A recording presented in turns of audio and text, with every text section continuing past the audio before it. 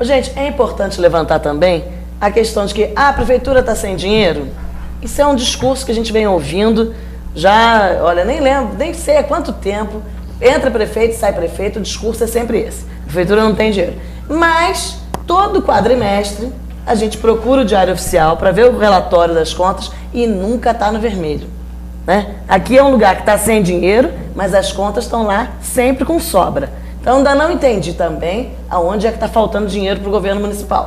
Né? Pode estar faltando planejamento, pode estar faltando prioridade de investimento. Agora, dinheiro não faltou ainda. E a perspectiva lá não é de faltar. Inclusive, com a Folha, nós estamos batendo 46% do limite. Então, nós ainda temos uma boa folga, né, para poder administrar isso. Agora, se o governo quer cortar custos, a gente faz algumas sugestões também, né? A própria questão, como o Anderson colocou, a própria lei de responsabilidade fiscal coloca lá. Se faltar dinheiro, primeira coisa, cortar cargo em comissão e função gratificada. Agora, a gente já vem sugerindo há algum tempo, doutor Jorge, a união de algumas secretarias. Porque por que Petrópolis tem tanta secretaria? Porque um secretário de governo hoje é caro. Está custando o quê? 13 mil, 14 mil reais? Nessa faixa? Acredito que o salário bruto deve estar na casa de 9 mil, 10 mil. 10 mil reais. Então, 10 mil reais, vamos colocar. Nós temos hoje Secretaria de Esportes e Lazer, Secretaria de Cultura, Secretaria de Educação. Nós já tivemos essas 3 secretarias funcionando sobre a mesma chancela. Secretaria de Cultura, Esportes e Lazer. Ninguém morreu na época. Ninguém deixou de ter cultura, esporte e educação. Para que 3 secretarias? Nós temos hoje Defesa Civil e Meio Ambiente. Pode juntar a Defesa Civil e Meio Ambiente, pode juntar a CETRAC com a habitação. Dá para fazer um arranjo aí, uma reforma administrativa e economizar, não dá, Anderson? Na verdade, Rose, quando a gente olha o mapa do Estado, os 92 municípios do Estado, o único município que eu vi que não fez reforma administrativa nenhum por conta da crise foi o município de Petrópolis. O Bom Tempo não cortou um cargo em comissão. Nós vimos várias cidades no estado que o prefeito foi e cortou o próprio salário dele, o do vice, o do secretário, reduziu o cargo em comissão. Aqui na cidade não se reduziu um cargo em comissão. Então, ou seja, tem muita gordura, tem muito espaço para fazer uma reforma. Eu não acredito que ele vai fazer. Ele não vai fazer, porque nós estamos aí há um ano, do ano eleitoral, né? Ele nesse ano agora, ele usa os cargos na negociação, no jogo. Olha, eu vou precisar que você me apoie, eu tenho esse cargo aqui, toma para tu, para o outro eu tenho mais esse, ele dá os cargos e em troca tem o apoio nas próximas eleições. Eu acredito que ele não vai fazer, só acho um erro, né? Já devia ter feito há muito tempo. E uma outra coisa, Rose, que você disse de sobra de dinheiro, eu disse ontem na audiência.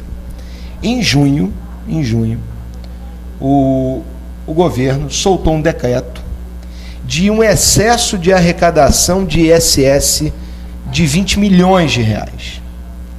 O que é 20 isso? milhões. 20 milhões. O que é isso?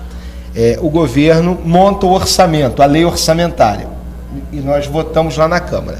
E ele bota lá um valor. Vou arrecadar, por exemplo, 50 milhões de ISS no ano. Em junho, dia 10 de junho, no Diário Oficial do dia 10 de junho, tem lá um excesso de arrecadação de 20 milhões. Ou seja, de janeiro a maio, ele arrecadou os 50 e mais 20. Então tem um excesso de 20 milhões. No Diário Oficial de julho, no dia 24 de julho e no dia 26 de julho, tem mais 2 excessos. Um de 3 milhões e 900 mil, que é do excesso de IPVA, e um outro de dívidas e tal, de mais 2 milhões e meio. Nós fizemos uma conta ontem lá, rapidamente, até agora, o governo tem 26 milhões de excesso de arrecadação. Gente, e ou seja, foi o aumento tá sobrando, do servidor? 4 mais 4? 4% agora, 4% não sei nem quando, né? Que era para ser janeiro, mas de repente pode ser ano. Então é isso, gente. Está sobrando dinheiro, mas para o aumento do servidor público, míseros 4%. Quer dizer, esse mês de julho agora, nós recebemos, nosso salário ficou valendo menos 5%. Porque se a inflação bateu quase 9%, então esse mês, com o aumento, eu estou ganhando 5% a menos do que eu ganhava no mês passado. A gente conseguiu essa proeza aqui em Petrópolis. E isso com o apoio de alguns sindicatos. Isso aqui é de arrepiar, hein, gente? Teve sindicato que assinou esse acordo com o governo. Isso é muito grave, isso é muito sério. E teve sindicato que não compareceu ontem para apoiar o servidor. Também é muito sério. Nós precisamos nos unir enquanto funcionalismo. O CEP não representa outros setores, representa apenas a educação, mas nós estamos convocando uma manifestação para quarta-feira, 17 horas, na Praça Dom Pedro, de todo o funcionalismo. Pessoal da educação, pessoal da saúde, pessoal da administração, né? Todos os servidores, quarta-feira agora, 5 horas, a partir de 5 horas, na Praça Dom Pedro, vamos fazer uma panfletagem, vamos esclarecer para a população o que o governo municipal está fazendo com o servidor público, não é, Anderson? Desculpa, até porque também, né, Rose? Porque essa investida dele não é só contra o pessoal da educação. Não. Eu acho que o pessoal acho que ainda não caiu a ficha, porque hoje a diretora da escola que eu trabalho, ela falou: seu Antônio, eu fui lá para ver se era verdade. Ela não estava acreditando que ele tinha tomado esse tipo de atitude, achou que era um boato, uma coisa. Ela falou: eu fui lá para ver se era verdade. E eu saí de lá estarrecida. Então, né, não é só o pessoal da educação, é cultura que tem função gratificada, é a saúde que tem função gratificada. Todas as secretarias. Né, todas as secretarias. Guarda municipal que, né, acabou de fazer um enquadramento. Ele deu com a mão e tomou com as duas. E fora, né, gente? O salário da Guarda Municipal é uma vergonha. Porque eles conseguiram uma incorporação do plano deles agora para o nível fundamental e depois em janeiro para o nível médio. Mas o nível de salário é tão baixo que mesmo assim, quando incorporar em janeiro, eles vão ganhar muito menos que o pessoal da educação. E olha que na educação ninguém ganha fortuna, não. O salário já está defasando. Então o pessoal da Guarda realmente está numa situação penosa. O piso do funcionário público em Petrópolis é muito abaixo de outros municípios que têm um porte muito menor. Né? Uma vez no Plano Municipal de Educação, fui falar com a secretária, né, com relação às 30 horas, do município pequeno, ela falou: mas lá o município é pequeno. Eu falei: é proporcional, secretária. Se o município é pequeno, a arrecadação é pequena, né? Então tudo é menor. E Petrópolis é um município de grande porte, né? O vereador aqui, ele acaba de falar, né, das arrecadações, e a gente vê, né, o interesse em tirar cada vez mais do salário do servidor. Né? O nosso orçamento é na casa aí de 804 milhões de reais. Né? Esse é o orçamento anual do governo, né, para ele usar durante todo o ano. E outra coisa, gente, que é muito importante que a população saiba também, e todo mundo da educação fique esperto em relação a isso, que quando ele ataca o estatuto, a gente já tem que estar se antecipando. A próxima coisa que ele vai querer atacar é o PCCS da educação. Né? Então nós não podemos deixar que isso passe em branco. Qualquer ataque à classe trabalhadora tem que ter resposta rápida, e todo mundo. O que faz o servidor ser forte é a união da classe trabalhadora. Não adianta a gente ficar brigando por setor. Não é comigo hoje. Não é contigo hoje, mas amanhã pode ser. Né? Então nós temos que estar resguardando os direitos da classe trabalhadora. O pessoal do Sul ficou em greve 70 dias só por direitos, né? Não era nem questão salarial. Eles estavam só querendo preservar os seus direitos. Então nós temos que ficar muito atentos em relação a isso. Agora, o Anderson, nós estávamos, para quem não sabe, o vereador Anderson é presidente da Comissão de Educação. Por isso também a gente convida para o programa, porque ele é ligado a essa área. Ô Anderson, a CPI da educação, o que foi feito? Na verdade, rapidamente, Rose, nós criamos a CPI, né? Eu abri um requerimento para investigar principalmente desvios de verbas da educação. Todo ano, o Bom Tempo tem tirado dinheiro da educação e colocado em outras áreas. Em 2013, ele tirou 7,5 milhões da rubrica da educação para colocar na CIP, na Contribuição de Iluminação Pública. Até hoje não chegou um centavo na CIP. O dinheiro se perdeu. No final do ano passado, dia 23 de dezembro, ele pegou 5 milhões da educação e colocou na CPTrans. A título de quê?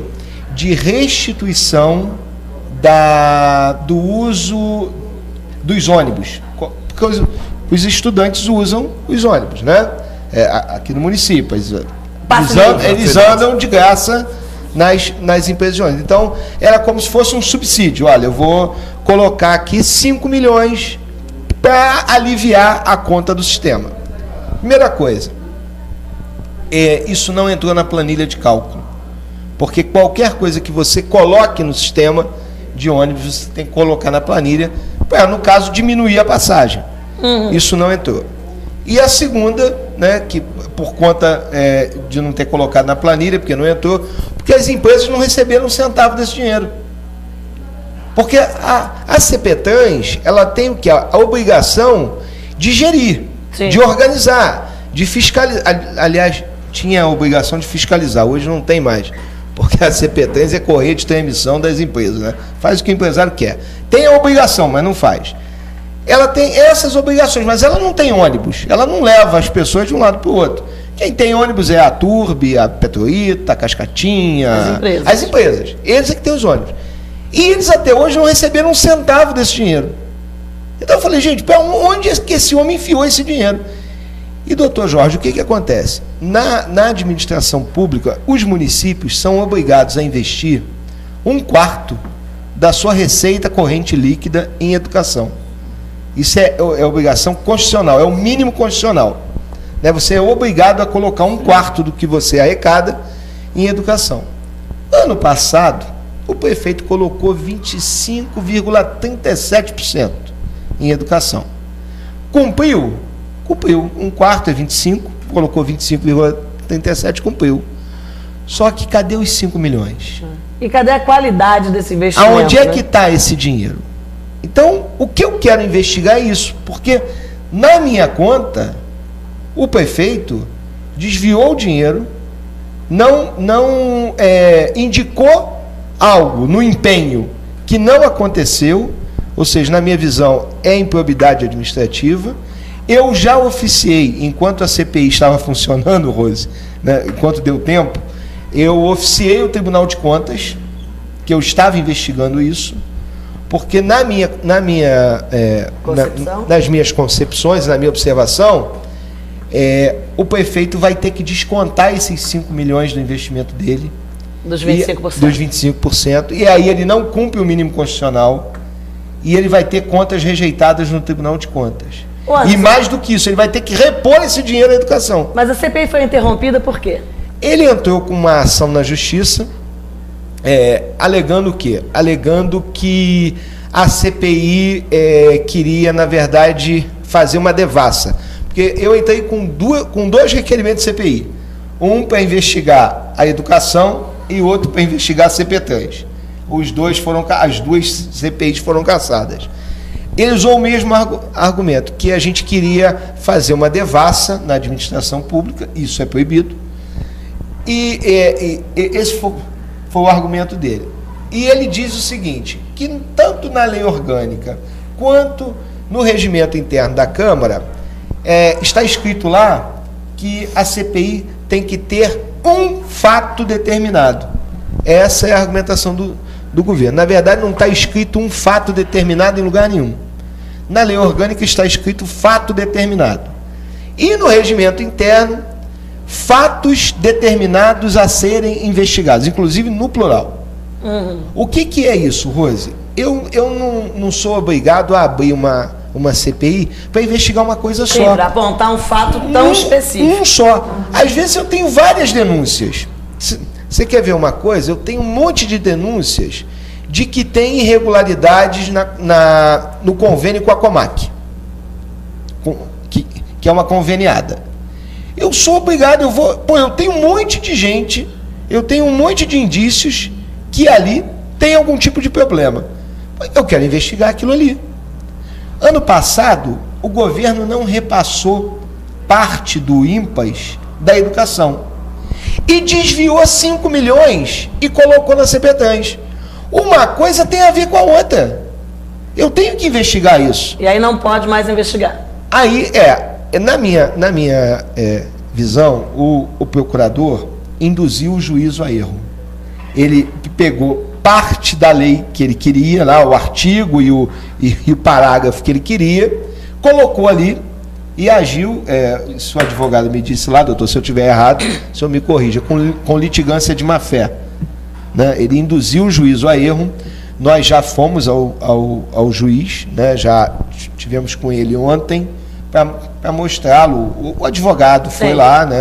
Então a Câmara está recorrendo. A Câmara está recorrendo, tanto aqui quanto no Rio de Janeiro. Segundo ele, agravo de instrumento. É isso o nome, né, doutor? Então, entramos com um recurso aqui e também no Tribunal de Justiça com agravo de instrumento, porque assim não é possível, Rose, que diante de tantas evidências, esses 5 milhões é documento do governo, é uma nota de empenho. São documentos públicos, documento público, está lá, eu tenho ele, é um documento que ele fraudou, ou seja, ele diz que vai fazer algo e não faz. Inclusive, e o dinheiro ninguém se explica. É importante ressaltar também que a população tem que estar fazendo esse acompanhamento de diário oficial. O diário oficial aqui custa, demora uma semana mais ou menos para entrar na rede, né? Mas um dia entra. E qualquer um pode estar tendo acesso pela internet. Porque a gente não dá muita ideia para o diário oficial, mas ali aparece tudo. Porque os governos hoje são obrigados a publicizar, né? Antigamente ninguém sabia. Hoje a gente tem acesso. O que o governo está querendo dificultar é que a gente possa investigar as situações. Todas as audiências que a educação promoveu, que a Comissão de Educação promoveu, que o CEP também participou, o governo não foi a nenhuma, conseguiu liminar na justiça para não dar esclarecimento. Olha isso, eu nunca tinha ouvido falar nisso. Nunca tinha ouvido. Um governo pedir liminar para não comparecer em audiência pública da educação, para não prestar depoimento, para não esclarecer. Quer dizer, a oportunidade que o governo tem de se defender, de dar o esclarecimento, o governo se furtou em todas as ocasiões. E eles foram, doutor Jorge, nós temos um dispositivo lá no regimento que nós podemos convocar. Nós convocamos os secretários, não foi nem convite, porque com a gente convida eles não vão. Nós resolvemos, não, vamos convocar, e convocamos com base no regimento. Rapaz, eles conseguiram uma liminar. E não foram. Ô, gente, é uma pena, o programa hoje está, né? A gente poderia ficar aqui mais uma hora conversando, mas o nosso tempo já acabou. E na próxima semana a gente vai trazer mais novidades. Agora, lembrando, todo mundo convidado, servidor público de qualquer secretaria, quarta-feira, a partir das 17 horas, na Praça Dom Pedro. Até a próxima semana.